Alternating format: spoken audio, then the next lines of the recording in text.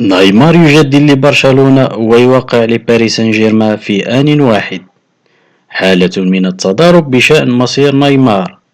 بنسبة 100% نيمار لن يرحل عن برشلونة هذا الصيف. عفوا، بنسبة 200% سوف ينتقل إلى صفوف باريس سان جيرمان. بل بنسبة 300% نيمار لم يحدد مصيره بعد.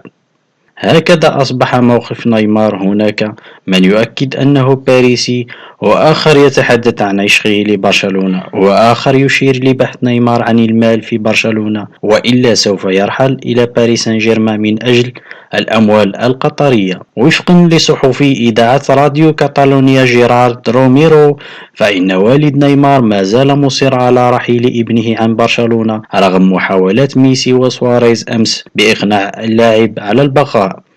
وغرد الصحفي اليوم أن نيمار خارج برشلونة بنسبة 90% بسبب والده.